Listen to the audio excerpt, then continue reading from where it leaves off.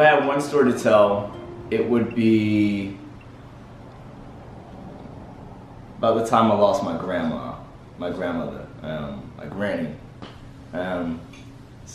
Like 2007. Like it's like it feels sort of like an eternity now, but like 2007. I mean, that was such a, I don't know. It was weird. It was weird. Still, it's kind of weird, and I don't know, feel like this is sort of a good time to talk about it. I mean, I've grown up since then, and here I am now, and it's taught me a lot. Mainly, it taught me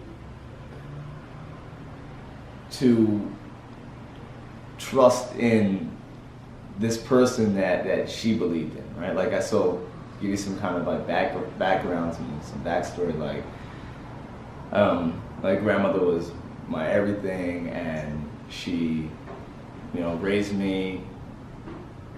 She, taught me everything I knew about, whether it be manners, doesn't matter, everything, right? Etiquette, all that stuff. Super amazing woman, strong woman. Mother of 9 kids, came out to the U.S. I'm like first generation, American from my family, so came out 3 years from the Caribbean, and just really just worked hard all her life to make sure that her kids and her kids' kids could have an opportunity to do something greater than what she was able to do in her life. And it was hard. Like, I was just, when she passed, it's weird because I was in college at the time, like my first year in college, and it wasn't too far away. It's like 3 hours in Orlando, away from South Florida. So, but it was far enough. I hadn't been away from like my family for this long and for that long, so it was really difficult. And she got sick, and but at the time, like, I hadn't really thought about anybody in my family even dying. Like, the idea of someone that close to me dying didn't even exist. And I remember the week before, I'd been down there. My mom, she was pregnant with my sister. Sorry, my youngest brother. And so I'd been down there visiting family, and I remember the last night I hung out with my grandmother, like because she was on a respirator and that kind of thing. So I went in and I climbed in her bed, and we it was so funny because we hadn't done this so long. Like, we spent so long just talking about all sorts of stuff. It's like she knew she was gonna go, and she was bringing up all this old stuff about like how it was when I was a kid, and and like all these little adventures we'd go on, and it felt good, and it just felt like like, hey, I'm gonna see my granny next week or next month when I come down to visit. And I remember it so well because the following week I wasn't doing too well in school, and I was like, okay, I'm gonna spend my entire weekend just working on this stuff. I got a pass from my instructor at the time, and like, hey, like, if you want to pass this course, take the time this weekend and do this other project. So I was like, okay. Friday came, and I was so motivated, I was so determined. And I spoke to I think it was Friday or Thursday, I can't remember exactly, but I spoke to my grandmother on the phone. She's like, hey, can you come down this weekend? It was so good seeing you last weekend. And I was like, no, I gotta really stay in with school. I gotta study and And I was like, okay, I love you, I'll talk to you later. And then that morning, like, my brother, Rich, he texted me. He's like, hey man, I love you, bro. And we all say I love you, but it was just different. You could tell. And then, like, I'm getting calls from my mom. My mom's mate say, hey, can you come down this weekend? Something happened. Granny's in the hospital, and I think like they didn't want me to drive, so they sent me a ticket to fly down to South Florida from Orlando.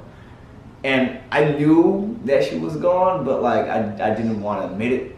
You know, they didn't want to tell me that she was like dead because of the fact that I was up in Orlando by myself. I might have done something. Who knows? You know, that's how close we were. And like I went down there and found out, and you know, yeah. But it did something to me. Like I entered this like crazy depression for like X amount of years. You know, like I still kind of like deal with it. You know, every now and then I might just like cry or like think of something and you know tear up, and it made me sort of, I don't know, it put me in this space where I was always really concerned with my friends and my family and their well-being, and I don't know, it made me like hyper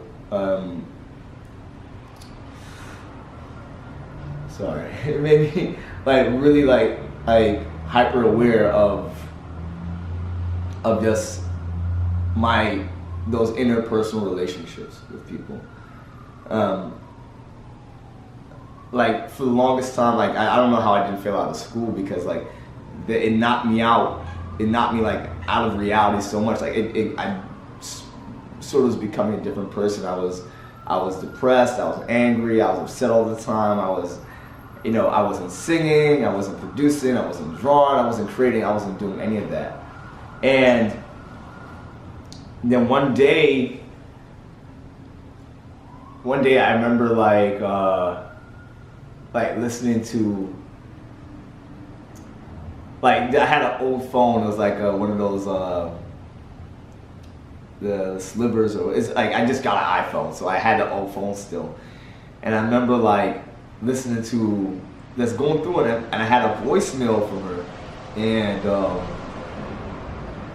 like I remember listening to it, and you know it was one of those kind of things. It's like she always just called and left me voicemails, and it was just like she's like, hey, I'm proud of you, and you know I know you're up there, and you know you're working hard and that kind of thing, and you know you continue being strong and this and that, and it was one of those kind of things where just hearing her voice, and I always like for some reason I just have it up here all the time, like hearing her voice kind of like brought me back a little bit and